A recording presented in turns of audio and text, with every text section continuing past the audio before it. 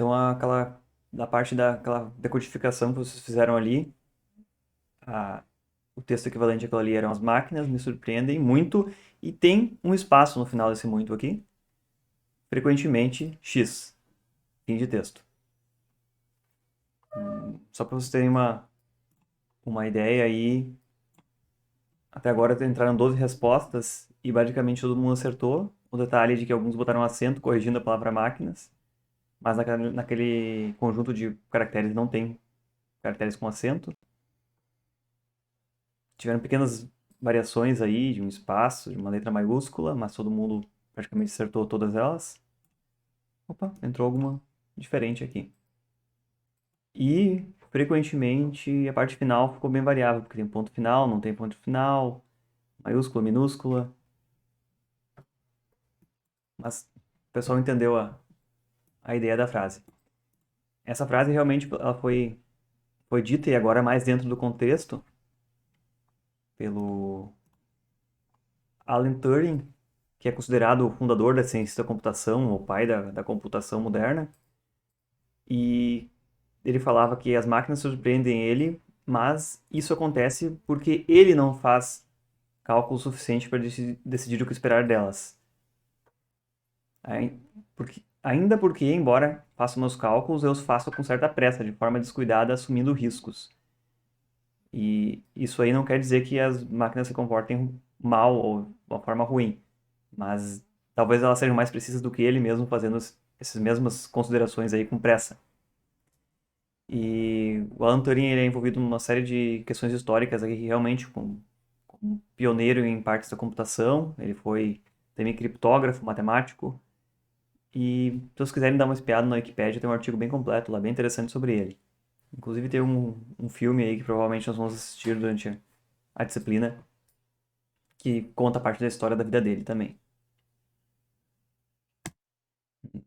Para vocês terem uma ideia, hoje em dia ele foi homenageado de forma póstuma, né, como pai da ciência da computação, matemático, lógico, wartime codebreaker, que é decodificador de criptografia em tempo de guerra e vítima de prejudice. Vou sair a tradução dessa palavra aqui. Vítima de preconceito, porque afinal ele sofreu muito preconceito por ser homossexual. E na época em que ele viveu no Reino Unido, isso era inclusive criminalizado.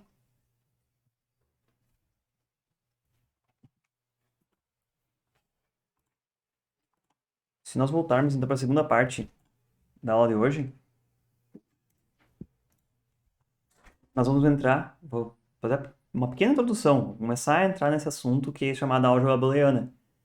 E a álgebra vocês já aprendem em matemática, todo mundo aprende, no ensino fundamental e no ensino médio provavelmente vocês aprofundaram bastante, em que se usam variáveis, que são valores conhecidos ou não conhecidos, representados por símbolos ou letras, e a gente opera esses símbolos e letras, manipula eles. Vocês fazem isso aí para resolução de equações, para fórmulas, para coisas diversas, análise do comportamento de uma variável em relação à outra. Lá em física vocês veem lá MRU, MRUV, movimento retilíneo uniforme, uniformemente variável. Vem a relação entre as variáveis velocidade, tempo, distância. Vocês veem também variáveis elétricas, relações de tensão, corrente, tudo em função da álgebra. Claro, quando a gente tem a maior parte desses valores para serem substituídos dentro, a gente conhece o valor de parte dessas variáveis, a gente substitui e acha a variável faltante. Como a gente está bem acostumado a tratar lá com uma equação A, B mais C vezes D. Se a gente conhece os valores, a gente consegue encontrar o valor de A. Da mesma forma, se nós não conhecemos uma das outras variáveis, fica condicionada essa solução. Mas então, o que é álgebra vocês já têm contato, e eu acredito que já entendem muito bem disso. Manipulações algébricas, inclusive em matemática, base 10. O que nós estamos dando um passo aqui é dentro do negócio chamado álgebra booleana, que agora, em vez de operar esses números em base 10, a gente vai operar variáveis que são binárias, ou chamadas também booleanas, assumindo valores 0 e 1. Para o nosso sentido de aplicação desse conceito de álgebra, As variáveis booleanas podem assumir 0 ou 1, que também são equivalentes a falso e verdadeiro, respectivamente. E a gente pode intercambiar isso aí quando a gente quiser essa nomenclatura, porque a gente sempre sabe que vão representar zeros e uns, mas o zero está sempre condicionado a falso e o 1 a verdadeiro. As entradas e o resultado da expressão, os dois são binários. Quer dizer, entradas são aquelas variáveis que a gente já conhece, que a gente pode inserir na nossa expressão, e o resultado são aquelas variáveis que a gente desconhece ou aquelas que a gente quer determinar. As expressões podem representar tomada de decisão. Por que tomada de decisão? Se o resultado de uma expressão é ou verdadeiro ou falso, eu consigo operar as várias condições das variáveis de entrada na expressão e chegar numa decisão final. Se afinal, com aquela condição expressada, vai resultar em verdadeiro ou falso a solução desse problema. Exemplos do que se representam as variáveis. Eu acredito que nós até já comentamos na outra aula, na introdução, isso aqui. O estado de uma porta pode ser uma variável P. Se P for igual a 1, a porta está aberta. Se P é igual a 0, a porta está fechada. Isso é uma variável, a definição de uma variável. A gente não sabe qual vai ser o valor final dela, mas a gente consegue fazer uma expressão que represente uma outra condição qualquer, usando essa incertidão, essa incerteza de que P é uma variável que pode mudar a qualquer momento. Da mesma forma, assim, eu posso expressar uma decisão minha, uma variável S, dizendo se eu vou ou não vou ao supermercado. Se o resultado de uma expressão for 1, S igual a 1, eu afirmo que a minha decisão é eu vou sim. Se o resultado for 0, eu não vou. Isso eu estou convencionando essa equivalência e significado dessa variável aqui. Mas esse aqui seria um resultado de uma decisão a ser tomada que pode ser representada por uma expressão em lógica booleana. Outra possibilidade de um resultado é uma saída direta do sistema. Uma lâmpada é variável chamada L. L igual a 1, quer dizer, se o resultado da expressão for 1, ela está ligada, se o resultado da expressão for 0, ela está desligada. Esse nome booleana foi dado em homenagem ao George Bowley, que foi um matemático que começou a descrever essa álgebra muito antes de se pensar em computador. Foi lá em torno de 1847. Então ele explorava a parte matemática disso e ele relacionou esse tipo de expressão e essa representação, que nós chamamos de binária agora, mas como variáveis para se ajudar a tomar decisões. Então ele fazia relações lógicas entre variáveis que não eram agora matemáticas, como é o clássico da matemática, né? As ideias, mas ele criava operadores específicos para representar essas condições que a gente tem em operações binárias. A gente não viu nenhum dos operadores ainda, mas a gente vai ver em seguida. A gente já conhece e já aplica na prática esse raciocínio lógico. Mas às vezes pode ser que seja um pouco confuso, a gente vai organizar essa forma de representar e de interpretar esses operadores.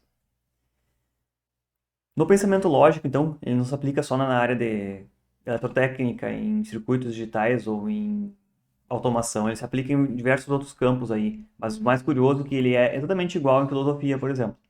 E tudo que está por trás disso aqui é pensamento lógico. Filosofia, física, matemática, automação e várias outras áreas. Uma vez que a gente tem convencionado e a gente entende como representar essas expressões, que não seja um texto em português, né? A gente consegue aplicar equivalências, simplificações e manipular essa expressão, da mesma forma que a gente manipula uma equação, né, em matemática. Pode ser para simplificar, pode ser para mudar o formato dela, para entender a relação entre as variáveis, mas é interessante que, se a gente convenciona uma forma de representar essas relações lógicas, a gente vai conseguir mexer nelas depois, vai conseguir...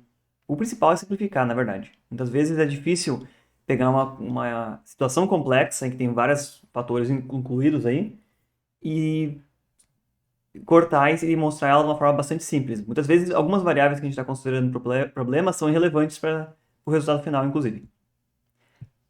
Não é o caso desse exemplo, mas nesse exemplo aqui, eu vou trazer tentando contextualizar essa questão das variáveis do resultado. Um exemplo em que 3 irmãos têm 2 bicicletas. Obviamente, se os 3 quiserem utilizar simultaneamente, isso vai dar algum conflito. Só podem 2 utilizar as duas bicicletas ao mesmo tempo. Atualmente, não vale utilizar o operador maior ou menor, porque afinal em números binários ele não faz sentido. Mas como é que a gente consegue expressar e tentar trazer esse problema para contextualizar ele numa forma de uma expressão que traga como variáveis de entrada a vontade de cada um dos três? Que é cada um dos três, o I1, I2 e I3, se ele quer andar de bicicleta ou se ele não quer andar de bicicleta. Então, se a entrada I1 for 1, quer dizer que o irmão 1 quer a bicicleta. Se a entrada I1 é 0, significa que ele não quer aquela bicicleta. Não quer uma bicicleta para usar. Da mesma forma, I2 e I3. E o resultado dessa expressão é se existe ou não existe um conflito. Quer dizer, se tiver mais pessoas querendo utilizar as bicicletas do que o número de bicicletas, vai virar um conflito, obviamente. Se C é igual a 1, significa que ocorreu um conflito, vai ocorrer uma briga, não vou conseguir agradar a todos. E se C for 0, uma condição sem conflito, quer dizer que tem bicicletas suficientes disponíveis para todos eles. O primeiro passo para tentar solucionar esse problema costuma ser representar esse problema na forma de uma tabela, dando todas as combinações das três variáveis de entrada e observando o que vai acontecer na saída em cada um dos casos. Quer dizer, a gente olha para o problema, a gente entende o problema e a gente representa numa tabela. Essa é chamada tabela verdade. E o que a gente pode representar aqui entre as entradas, que são as variáveis de entrada do problema I1, I2 e I3, que são as vontades de cada um dos irmãos, e a variável C, que é ocorre ou não ocorre um conflito? É possível ou não é possível? Vamos avaliando conforme a gente entendeu o problema cada uma das linhas. Se o irmão 1 não quer a bicicleta, o irmão 2 não quer, o irmão 3 não quer também, não tem possibilidade de ocorrer conflito, né? O resultado é 0. Não ocorre conflito, porque nenhum deles quer. Nas condições seguintes, o irmão 1 segue não querendo, o 2 também não, mas o terceiro quer. Então, ainda tem duas bicicletas para uma pessoa. Tá bom, também não gera conflito. Na terceira, novamente, só o irmão 2 quer, nenhum dos dois quer, os outros querem, então segue sem conflito também.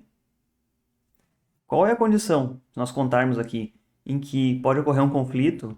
É somente a condição na qual os três querem simultaneamente sair. Só que só tem duas bicicletas disponíveis, então isso aqui é a solução que gera conflito. Então o que essa expressão tem que resultar? Em operações entre essas três entradas, ou três variáveis, em que só vão resultar em nível lógico alto, ou 1, na condição que os três estiverem simultaneamente valor 1. Se a gente fosse fazer em matemática base 10, isso aqui seria o quê? Soma dos 1 mais 1 mais 1, vai sair dar 3, não é representado em binário. Produto de 1 mais 1 mais 1, 1 vezes 1 vezes 1, talvez seria a expressão que relaciona eles, né? Em todo caso que tiver um zero, multiplicando pelos outros vai dar zero. Mas essa matemática, essa álgebra booleana pode ter algumas pequenas diferenças. Escrevendo em português, expressando esse problema da forma mais simplificada e objetiva que a gente quer expressar isso, vai ocorrer conflito se I1, que é a variável 1, é 1, é a entrada em nível lógico alto, o irmão 1 quer, se o irmão 2, nível lógico alto também, ele também quer, e irmão 3, nível lógico alto, quer dizer que ele também quer. Então, os dois operadores aqui são e e e. Eu tenho que ter uma condição e outra condição e outra condição. Nós vamos ver adiante que isso aqui pode ser expressado por uma expressão desse formato, que é C, é o resultado, é 1 vezes I2 vezes I3. Ou 1E, esse símbolo de multiplicação também pode representar E vezes I3. E I3. Vocês já tiveram contato com isso em algum outro momento? Eu lembro que nas aulas anteriores alguém me disse que já tinha, então, inclusive programado e que era normal ver conversões de Eu, binário, né? Ricardo? Então já tá mais ou menos acompanhando isso aqui? Tu tem essa É, mais ideia? ou menos, senhor. Não era meu ponto forte lá. Tanto que eu saí no meio, né, da bolsa. Mas eu sei mais ou menos, eu não tô totalmente perdido. Ok, mas então faz sentido para ti expressar dessa forma uma condição, um e outro e outro. Isso é um operador lógico, a gente vai chamar depois, mas aqui a gente expressando em português, ele vai copiar esse operador também. Agora eu quero ver com vocês, e se não fossem somente três, mas fossem quatro? Como é que vocês representariam isso aqui? Agora imagine que não são três, então eu vou incluir mais uma coluna aqui nesse problema, né? Quatro colunas de entrada. Quatro pessoas e que podem querer ou não querer. E condições de conflito com certeza serão mais, porque seguem sendo três bicicletas e agora quatro pessoas disputando elas. Como é que vocês organizariam essa expressão aí? Se eu precisar aumentar o tamanho dessa tabela e dizer em quais condições vai ocorrer conflito.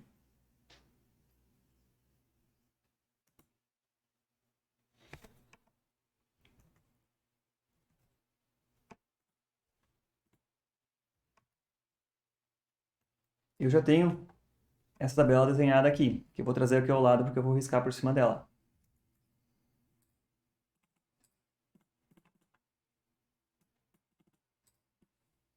Mas qual a ideia em comparação com aquela tabela ali? Se agora eu tenho mais uma pessoa, eu tenho mais uma variável de entrada, são quatro possibilidades de dar errado. Isso aí. Deixa eu verificar se são quatro possibilidades exatamente. E eu contei quatro, cinco na minha tabela aqui. O Mikael botou ali. São quatro possibilidades de dar errado. Eu acho que são cinco. Toda vez que tiver, vamos observar aqui as condições. Olhando para a primeira coluna aqui, toda vez que esse primeiro irmão não quer bicicleta, não é grande problema. E quando o segundo também não quer, o máximo que vai acontecer é dois não quererem. Então, já as primeiras quatro opções aqui, as primeiras quatro linhas não geram conflito. Similar a antes. A primeira condição de conflito aqui é quando três querem. Um, dois, três. Aqui gerou problema já, né? Nessa oitava linha da tabela. Por isso C igual a 1 aqui. Ô, senhor.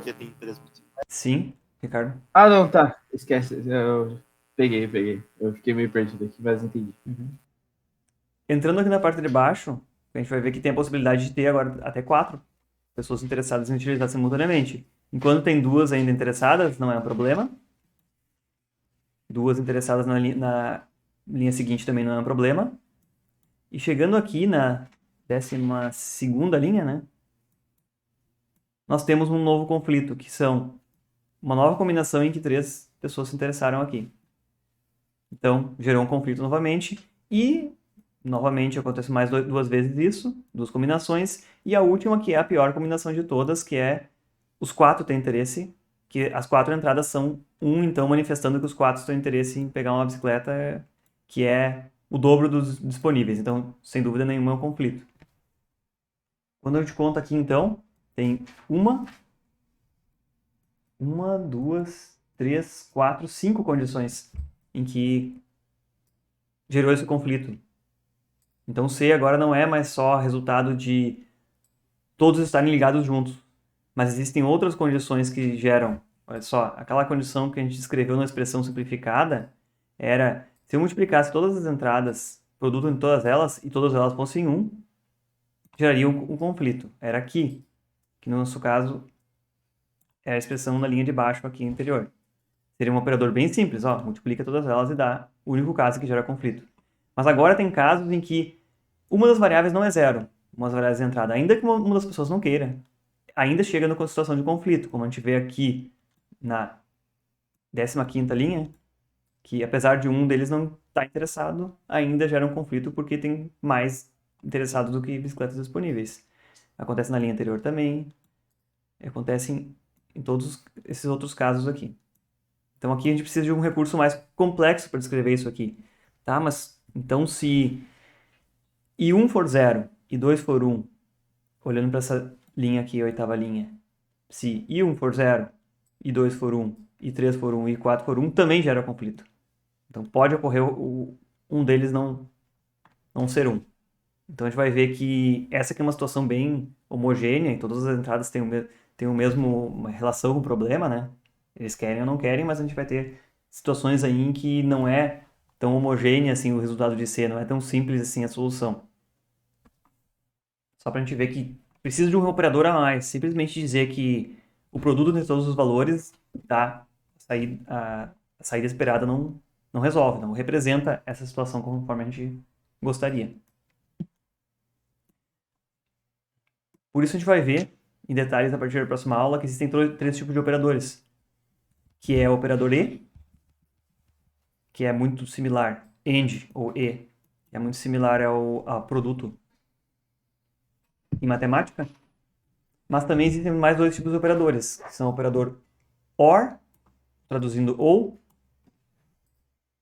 e também tem o operador negação, que esse aqui é completamente fora do que a gente esperava para... Não existe aqui em matemática, esse operador negação aqui é específico de variáveis binárias, ou booleanas.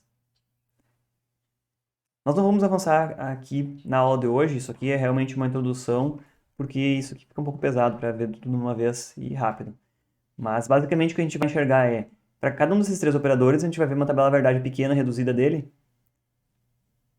que mostra as relações de duas entradas com a saída, e quantas mais entradas ele tiver, eu posso criar N outras colunas de entradas, e tem uma forma bem definida de determinar a saída.